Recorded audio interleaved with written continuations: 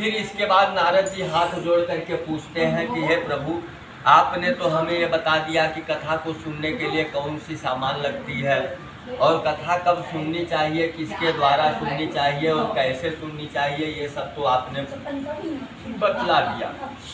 अब कृपा करके आगे और बतलाइए कि सबसे पहले इस कथा को सुना किसने।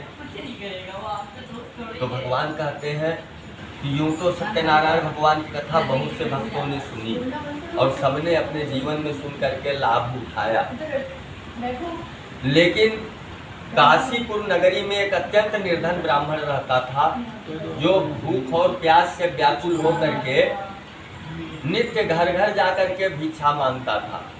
लेकिन भगवान की कृपा न होने के कारण वह जितने घर भिक्षा मांगने जाता वह उसको कोई कुछ देता नहीं और नहीं तो लोग उसका अपमान किया करते थे। एक दिन ब्राह्मण के घर में 2-3 दिन से खाने का कुछ नहीं था, उसके बच्चे भी भूखे थे, तो ब्राह्मण बहुत उदास होकर के भिक्षा मांगने के लिए गया।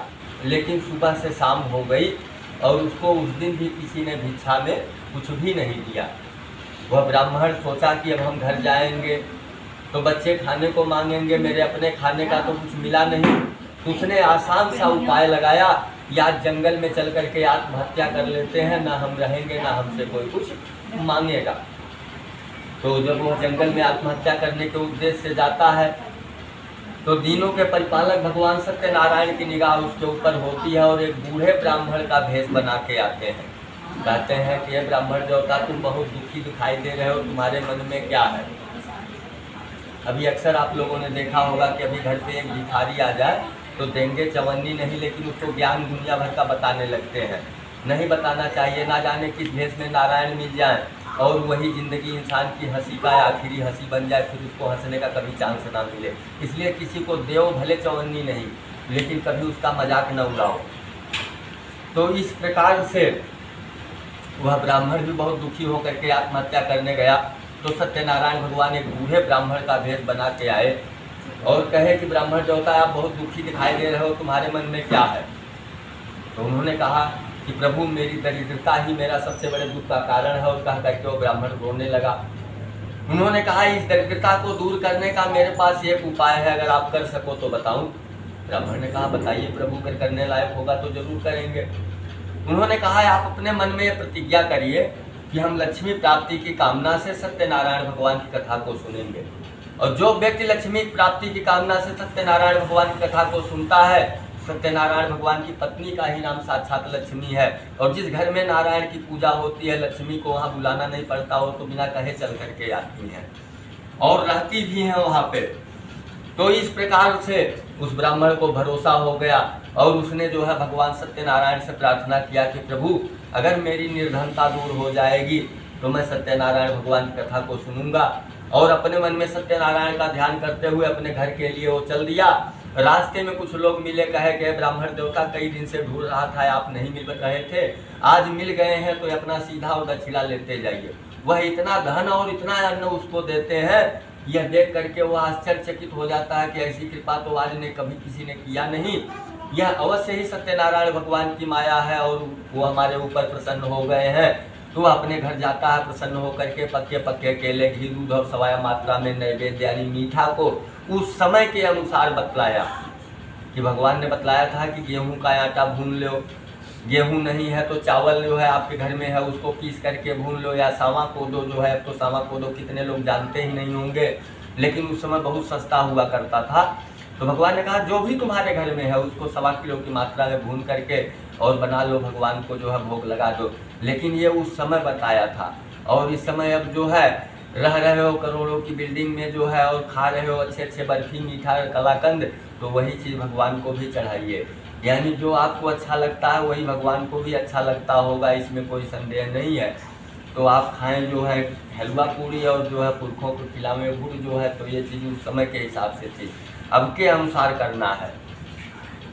तो उस प्रकार से जो है नारद जी को भगवान ने बतलाया और वह ब्राह्मण भी जो है भगवान पे भरोसा करके पक्के पक्के केले, घी, दूध और सवाया मात्रा में नैवेद्य अपने घर ले आया, अपने बच्चों को खूब भोजन कराया और उसके बाद जो है सत्यनारायण भगवान की कथा को सुन रहा था। एक उसका मित्र था लकड़हारा, वो भी बहुत गरीब था, जंगल में जा करके लकड़ियों को काट करके बंडल बना के सर पे रख के घर घर जा करके घूमना उसका जो है काम था, और घूम घूम करके लकड़ी बेचता था, और उसकी भी लकड़ियाँ कई कई दिन तक नहीं बिकती थी। तो वह ब्राह्मण देवता से आपस में मिलते थे तो जो है एक दोनों जो है एक दूसरे से अपने दिल की बात कर लिया करते थे। तो कई दिन से ब्राह्मण से भेंट नहीं हुई, तो लकड़हारा ब्राह्मण से मिलने के उद्देश्य से ब्राह्मण के घर पे आया। वहाँ देखा कि काफ़ी भीड़ लगी है, तो पहले तो आश्चर्यचकित हो गया, लेकिन वहाँ सत्यनारायण भगवान की कथा ब्राह्मण विद्वान के द्वारा सुना। तो सुन करके उस लकड़हारे ने ब्राह्मण से पूछा कि हे ब्राह्मण देवता, कल तक जो आप थे मैं आपको जान रहा हूँ, ये सब आज ये संपन्नता आपके घर में कैसे व्याप्त हुई?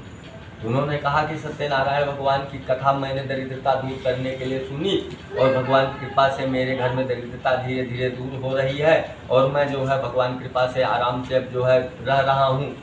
उसने भी अपने मन में विचार किया कि अगर आज मेरी लकड़ियाँ बिक जाएंगी तो मैं भी सत्यनारायण भगवान की कथा को अपने घर में जरूर सुनूंगा। भगवान की कृपा हुई, उसकी लकड़ियाँ कई गुना मूल्य पे बिक जाती हैं। जहाँ धनी संपन्न लोग रहते थे वहाँ पहुँच गया और लकड़ियाँ कई ज्यादा मूल्य पे बिक गई। तो उसने भी पक्के पक्के केले, घी, दूध और सवाया मात्रा में नैवेद्य यानी मीठा को लेकर के और सत्यनारायण भगवान की कथा को सुना, जिसका परिणाम ये हुआ कि जो लकड़ी सर पे रख करके घर घर जा करके घूम के बेचा करता था, वो धीरे धीरे आरा मशीन फैक्ट्रियों का मालिक हो जाता है। नौकर चाकर और पुत्र से उसके घर भर जाते हैं। और जिस प्रकार से जीवन सत्य है उसी प्रकार से मृत्यु भी सत्य है। आया है सो जाएगा, राजा रंग फकीर। जो इस दुनिया में आया है सबको एक न एक दिन जाना पड़ेगा। लेकिन दुख इस बात का होता है कि मनुष्य केवल यहाँ की बिल्डिंगें बनाने के बारे में और यहाँ एफडी करने के बारे में फंसा रह जाता है, और वो भूल जाता है कि हम कहाँ से आए हैं और हमको कहाँ जाना है।